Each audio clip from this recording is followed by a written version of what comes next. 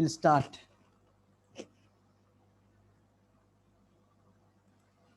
Thank you for joining again with me. We'll start because I have a little time. Okay. Then recognition criteria I have discussed. Okay. Derecognition, of course. The removal all part or recognized assets or liabilities from entity statements of financial. This is similar to when you think a notice board. When the notices get expired, not relevant, so you remove it. The balance sheet is like a notice board. You add new assets, you remove expired assets. So that is derecognitions. So derecognitions normally occurs entity losses control. So then it won't be an assets, no. When you lost the control or part of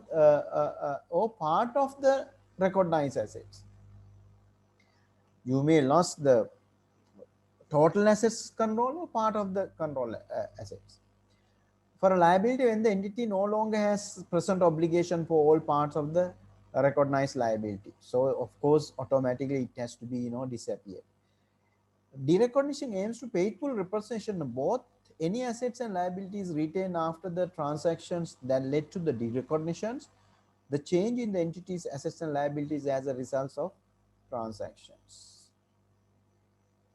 Measurements. Then we are coming to the measurements story. Historical cost measurements basis. Historical cost provides information derived at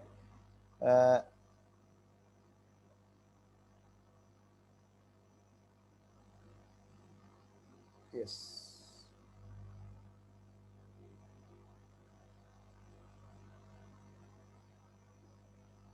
Okay. I thought I have missed one slide. It's there. Historical costs provide information derived at last in part from prices of the transaction or other events that give rise to the items being measured. Historical cost, you are familiar with. Historical cost of assets is reduced if they become impaired. Historical cost of liabilities is increased if they become onerous. One way to apply a historical cost measurements basis to financial assets and financial liabilities is to measure them at amortized cost. When you are using amortized cost, you are using historical cost. Then when you get assets impaired, historical cost liabilities. Then historical cost provide information derived at the basic bills and all that.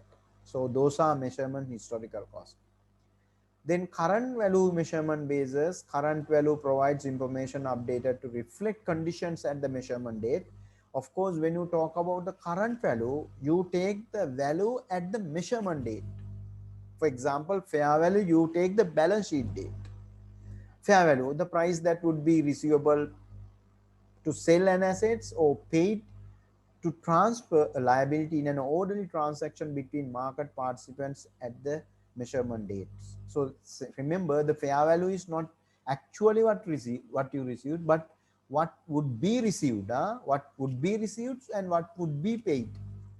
Reflect market participants' current expectation about the amounts, timing, and uncertainty of future cash flows. So fair value reflect the amount, timing, uncertainty of future cash flows. That's the important point. Valuing is, of course, you are familiar with fulfillment of value. Reflect entity-specific current expectation about the amount, timing, and uncertainty of future cash flows. Now, the difference between value in use and the fair value you have to understand. When you use value in use, you focus your existing use. What I'm trying to tell you is that when you use the value in use, you are using the existing use. For example, suppose you have a land and you are using this land for education purposes. You have a private university in this land. So you can value the land for the purpose of conducting an educational institute. So you predict the cash flows.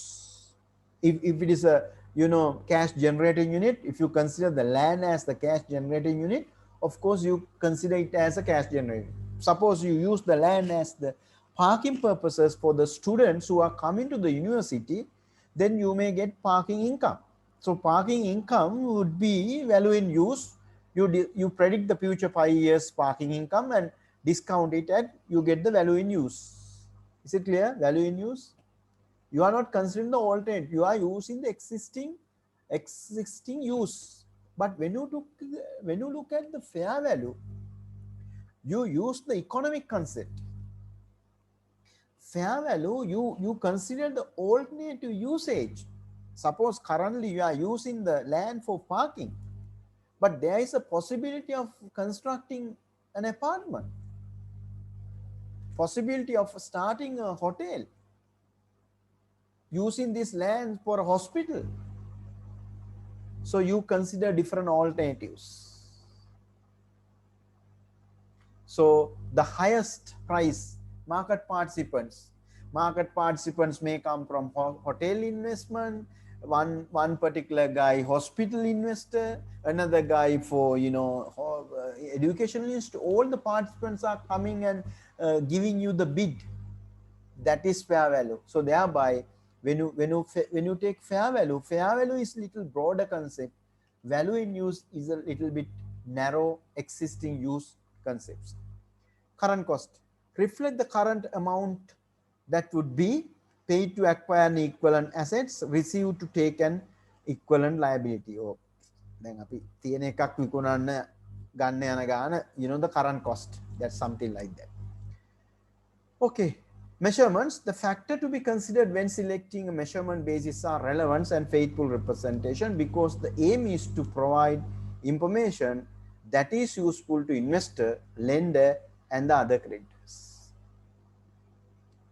The factor to be considered when selecting a measurement basis are relevance, faithful representation, because of the aim is to information. So you have to ensure the useful to investor. Now, factors which you consider for the selective measurement basis is relevance. You have the relevance. Information provided by a measurement basis is affected by relevance, characteristic of assets and liability, contribution to future values. So when you select measurements basis, you consider the relevance and faithful representations. Variability of cash flows, sensitivity of value to market factors, other risk, and the example, amortized cost cannot provide relevant information about derivatives. When the cash flows are produced directly or indirectly in combination with other economic resources, the nature of the entity's business activities, for example, if assets are used to combination to produce goods or services, historical cost can provide relevant information about margin achieved in a period. Now, when you look at the relevance information provide measurement basis is affected by characteristic of the assets or liability. Variability of cash flow, whether your cash flows are sensitive to the market factors or other risk. In certain cash flows, cash flows are not variable. Your product price is not not sensitive to market factors. But share price, investment in stock market, your return will vary based on the performance. But if you put money in treasury bills, your cash flow variability is low. Likewise, suppose you put your money in a biscuit manufacturing business. So you are talking about business manufacturing, biscuit business. So thereby, I don't think the market prices of biscuits, cash flows are much more, variable. So thereby, for example, amortized cost cannot provide relevant information about derivatives.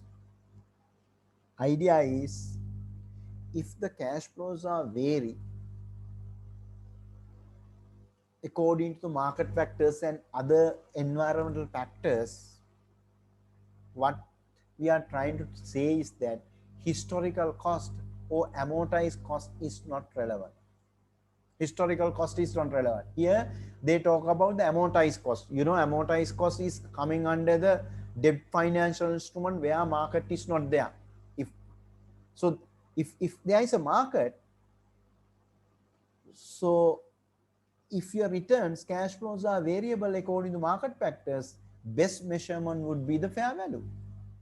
Again, Satama, derivatives, you know the meaning of derivatives under financial instrument? You develop another financial instruments. So that is called derivatives. For example, what you call forward exchange rates coming under the derivatives. So I don't have more time to explain all this, but I know you can understand the meaning of derivatives, which is financial instruments. And financial derivatives are, you know, their returns vary with the market factors. For example, foreign currency exchange rates, depending on the exchange rates, your return on forward exchange currency depend on that. So thereby, amortized cost, historical cost is not relevant. Then the contribution to future cash flows, whether the cash flows are produced directly or indirectly in combination with other economic resources, the natural nature of the entity business activities. For example, if assets are used in combination to the produce goods or services, historical costs can provide relevant information about margins. If you talk about the returns, contribution of cash flows from collection of different resources, then the historical cost can be used to measure those assets. For example, suppose you are running an educational institute. So you have land, building and all that. So thereby in such situation, your returns, your cash flows are, you know, collection of resources. So thereby historical cost may be suitable. Then we will come to the other one. I think relevance, it's clear. Then the faithful representation, whether a measurements basis can provide a faithful representation is affected by measurement inconsistency and measurement uncertainty. If financial statement contain measurements inconsistencies, again, that means accounting mismatch, those financial statements may not faithfully represent some aspect of the entity financial position and financial performance. So you always should have a measurement inconsistency. If measurement inconsistency is there, you can't have a, you know, faithful representation. For example, one time you take the historical cost, in another time you get the current replacement cost.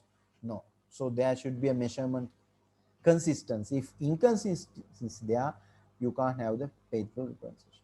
Then the measurements uncertain does not necessarily prevent the use of a measurement basis that provide the relevant information. But if too high make necessary to consider selecting a different measurement basis. So if too high might make it necessary to consider, but if too high might, misspelling mistake, I think there's a small mistake, but anyway, here the idea is measurements uncertainty. For example, if you take the present value, if you talk about the present value, of course, you know, there is a measurement uncertainty. You have to predict the cash flows, not only the cash flows predictions, but also the prediction of cost of capital. Your net present value, if you are focusing the net present value as a measurement, it has measurement uncertainty. So thereby, so you have to consider that fact also when using the measurement model. Anyway, the cost constraints selections of measurement basis just it constrains other financial reporting. So here also the cost constraint is there, cost and benefits you have to consider. What I want to communicate here is when you are selecting the measurement basis, the two variables influence relevance and faithful representation. When you look at the relevance, look at the whether the cash flows variable or not. If cash flows are variable, historical cost will not be useful. On the other hand, if your cash flow contributions from different assets, combination of assets, historical cost may be useful. Faithful representations, measurement inconsistency and measurement uncertainty will have a question. So thereby you have to have certain strategies for all these things. Then the presentation and disclose the statement of profit and loss. Statement of profit and loss is the primary source of information about the entity financial performance reporting. Yeah. Profit or loss could be a selection of a single statement of financial performance, separate statements. Statement of financial performance includes total for profit and loss. In principle, all income and expenses are classified and included in the statement of profit and loss. So here what we talk about, the profit and loss, I think you know, you are familiar with the comprehensive income, the two parts, profit and loss, and the other comprehensive income, OCI. Here it's a primary source of information about entity financial performance. If you look at the financial performance, you have to get it very clear. When you look at the financial performance, primary source would be the profit and loss. That's what it says. Profit or loss could be sections of single statement financial as a separate statement. A single statement take a sections the gross profit, profit before tax, whatever the profit for the year, you get different segments. Statements of financial performance include total, subtotal for profit or losses. So you get total and a subtotal. So in certain cases, you will get a line item, contribution from subsidiaries. So it's a line item, something like that. You might get different items. In principle, all income and expenses are classified and included in the statement of profit and loss. In principle, all the income and expenses you are putting in this thing. In other comprehensive income, in exceptional circumstances, the board may decide to exclude from the statements of profit or loss income or expenses arising from change in current value of an asset or liability, include those income and expenses in other comprehensive. Exceptional circumstances, board may decide to exclude from the statement of profit and loss income arising from changes in current value of assets and liabilities. So changes in value of assets and liabilities, for example, financial instrument standards. So you may get certain items, financial instruments in the other comprehensive income. So you may get foreign exchange losses or gain. So what do you call property, plant, equipment revaluations. So those are the example for other comprehensive income. Those are rises from changes in assets and liabilities, current value changes. Current value, when you say current value, maybe fair value, maybe value in use, maybe replacement cost. The board makes such decisions when doing so would result in the statement of profit and providing more relevant information, more faithful representation. So that is that chapter. Then the recycling. In principle, income and expenses included in the other company income in one period are recycled to the statement of profit and loss in future period. When doing so, results the statement on profit and loss providing more relevant information, so more faithful representation. In income and expenses included in other comprehensive income in one period are recycled to statement of profit and loss in future period. For example, you charge to the revaluation surplus to the other comprehensive income. You show it in the other comprehensive income why you want to have a separate revaluation surplus. But if next year, if there's a revaluation loss which is exceeding previously recognized revaluation surplus, then what is exceeded you charge to the P&L. Likewise, certain items you may get into the other comprehensive income. So that is what under the recycling story. Then concept of capital and capital maintains the final chapter. There are two types of capital. Financial capital, which is net assets equal equity. Financial capital means net assets, equity. There's another concept called physical capital, that's called productive capacity. Productive capacity means your ability to generate number of units. It talks about the purchasing power, productive capacity. Productive capacity talks about the purchasing power. Whatever the methods, whether it's a financial capital or physical capital, you have to maintain the capital. That's called capital maintenance. What I'm trying to tell you is here, you can measure the capital by using two methods, financial capital and the physical capital. Financial capital means monetary value, that is basically net assets, equity. Physical capital means your productive capacity, that's called operating capacity. For example, number of units you can produce, number of units you can buy, maybe your productive capacity. Whatever the capacity, the conceptual frameworks tells you, you have to maintain the capital. So thereby there is a concept of capital maintenance. So capital maintenance you can discuss under two headings: financial capital maintenance and also physical capital maintenance. So there are two types of capitals. What are two types? Financial capital and the physical capital. Financial, when you take the capital maintenance, you can talk about the financial capital maintenance and the physical capital maintenance. What is physical? What is financial? So financial capital maintenance, profit is only earned if the financial monetary amount of net assets at the end of the period exceeds the financial net assets at the beginning of the period. What do you mean by that? Very simple. What is the meaning? Suppose beginning capital is 100 rupees, right? End capital net assets is 150. So the difference between these two is called the profit, because your end capital is 150, beginning capital is 100, so 50 rupees, the profit. So to have the profit, you have to maintain the capital. That's the idea. So suppose you have a mango tree or the whatever the fruit.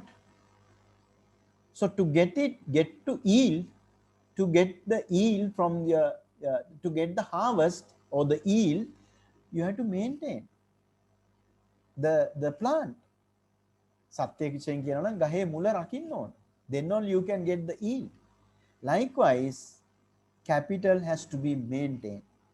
How do you say it? That your beginning capital, that is the equity, and end capital. Beginning, end. Your end capital should be more than the beginning capital. That is the net assets at the beginning, net assets at the end.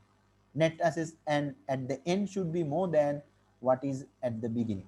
So that is called the financial capital maintenance. Still clear? Physical capital maintenance, profit is only earned if the physical productive capacity of the entity at the end of the period exceeds the physical productive capacity at the beginning of the period. So your physical capacity. So what do you mean by physical capacity? Physical capacity is, this is in nominal. Nominal. That nominal means with inflation. This is real. You are adjusting this for the inflation. That means not the general.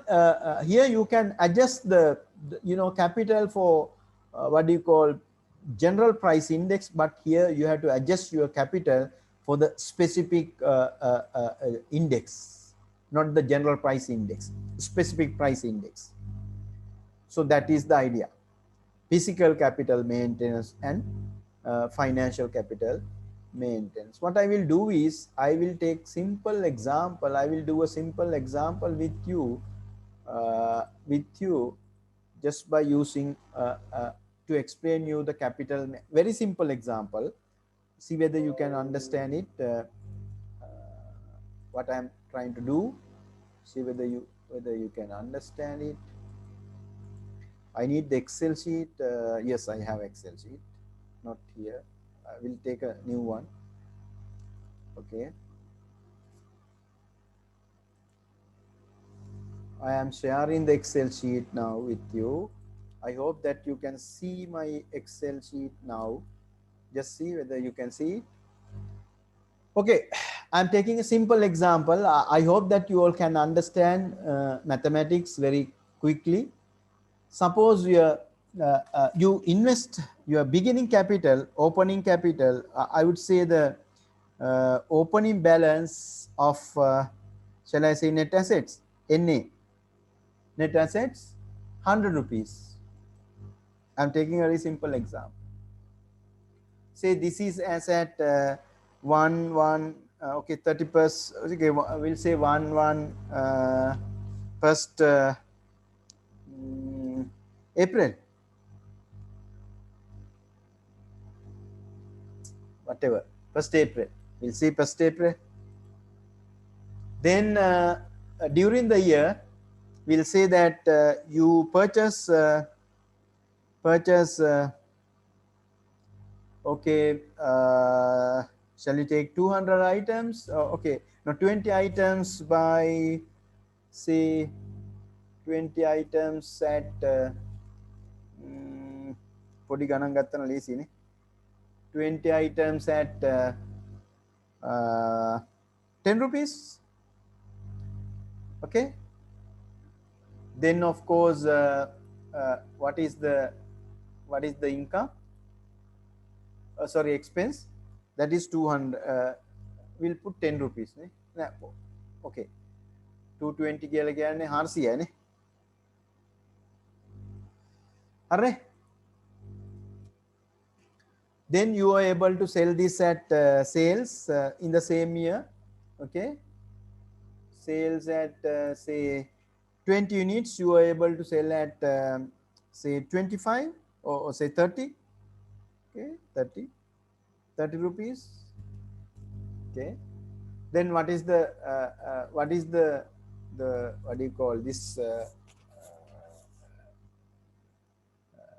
profit?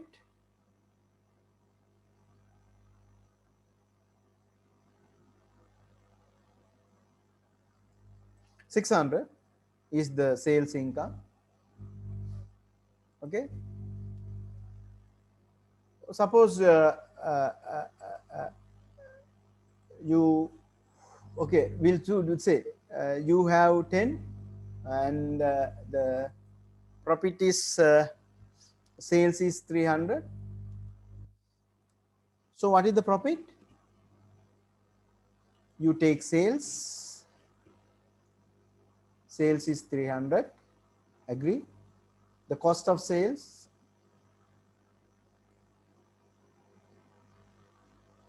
so much. No, cost of sales is how much? 10යි නේ. this year. The profit in this year is again 100. So your closing equity is 200. Closing equity is 200. So what you can do is you can declare the dividend. You can dividend 200. If you declare 200, again what happens is your closing equity become 100. Is it clear what I'm telling? So dividend you reduce. Okay. Can you see my Excel sheet? Yes, no? Are you with me?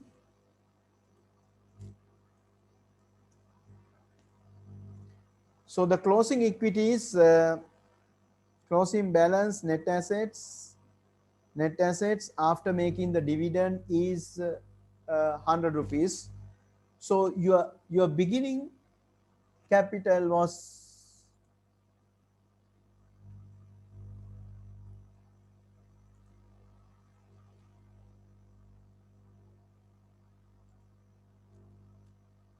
your beginning capital was 100 and end capital also 100, so thereby you are maintaining just equal your end capital with the closing cap or opening capital. That is called financial capital maintenance. But if you declare dividend more than 200, you are not maintaining the capital. Is it clear? Okay. Suppose next year you are going to buy certain items, but now it is not the you want to buy another say 10 items, but at not 20, it's 25 now. What happened? We'll see the same amount, no problem. 200. How much? Now you need 500.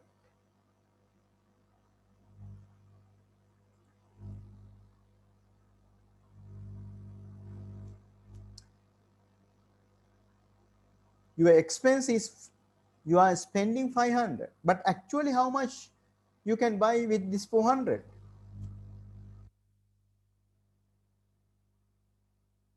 So you will see, since your purchase price increase from 20 to 25 this year, okay, you can't buy the same amount of material with the 400.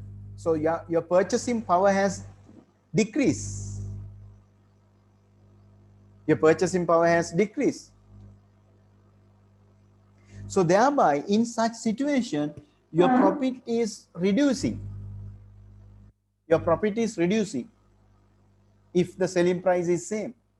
So thereby, you can't pay 200 rupees dividends. Why? You want to maintain your capital physically. So thereby, if you pay 200 rupees dividend, you are not maintaining the capital according to physical capital maintenance. I hope you got it. Again, if I am very clearly explaining, so if you couldn't understand this, I will make again this, you are selling this much, 220. So again, the profit is not 300, 600. You have to little bit think this, huh? Cost of sales 100 then, 400 then. Then the profit would be again 100. Cost of sales 300, sales 600 here. No? Then profit would be not 100, profit would be 200. Then when you add the profit, the net assets would be 300. You may declare dividends 300, right? I just change it. Again, you will get the same balance. Now, what I want to communicate to you is that now this is comparable, because here 20, you spend 400. But what we want to communicate to you is that to buy same amount of 20 purchases units, you need 500 now. Earlier you spent 400.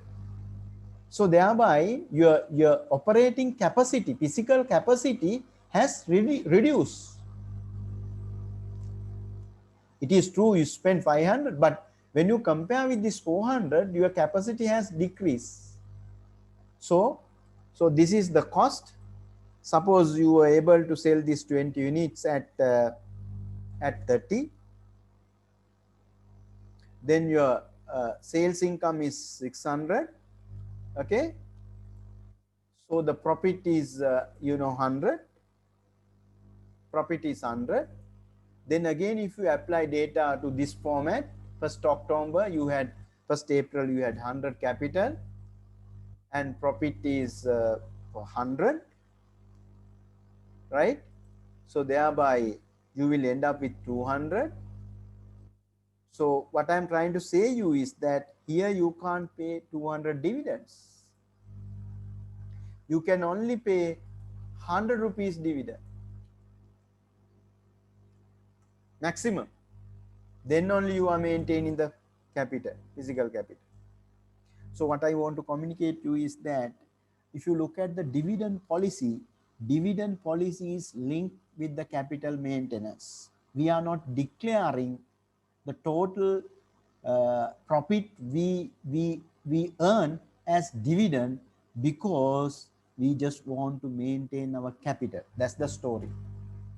You may maintain capital based on financial capital maintenance or physical capital maintenance. For example, if you know that when property plant equipment revalued, what is the treatment? Treatment is establish a revaluation reserve. Why?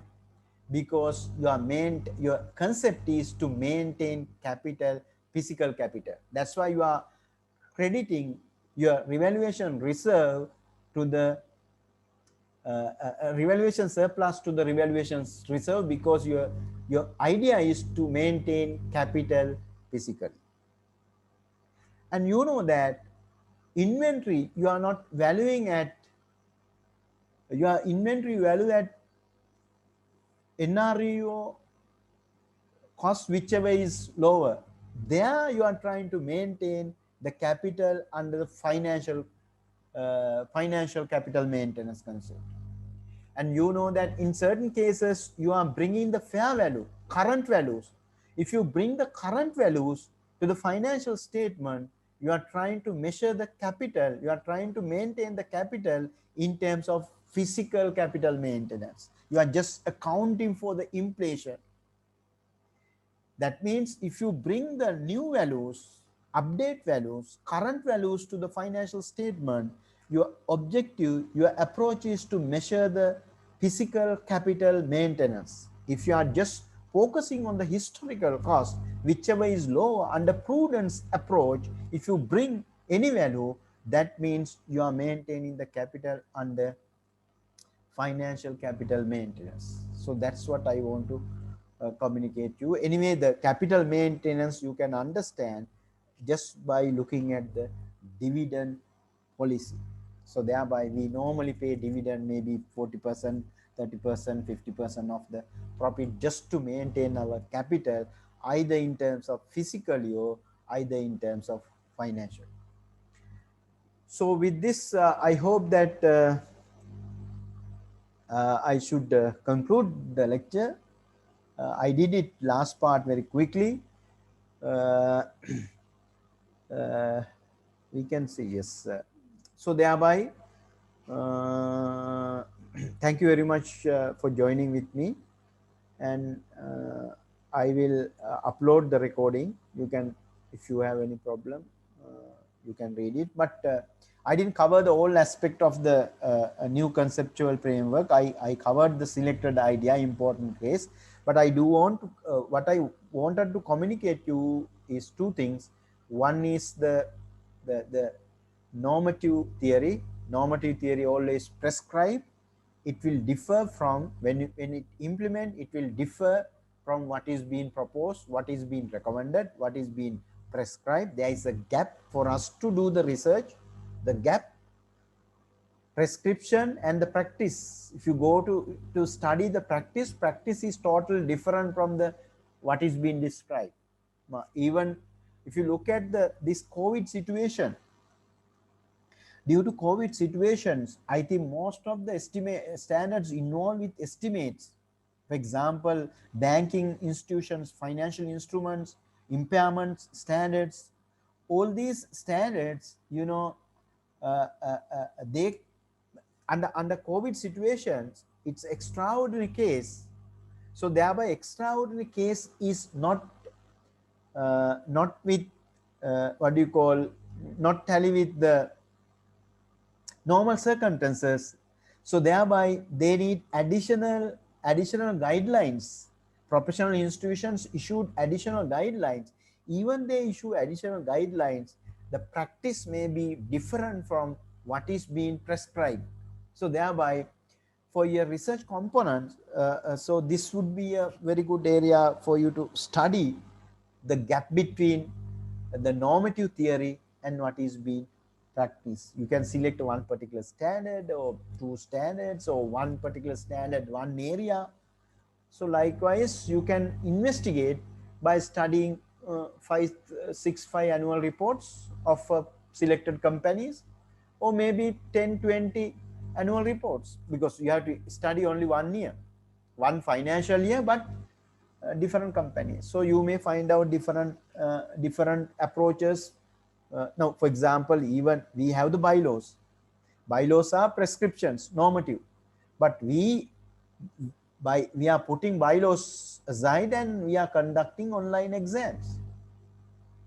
You see, so in certain cases, when environment change, it is very difficult to implement these normative theories, and also when human involved, when people involved, implementation is totally different from what is being prescribed. That's the base of normative theories. Thank you very much. Okay.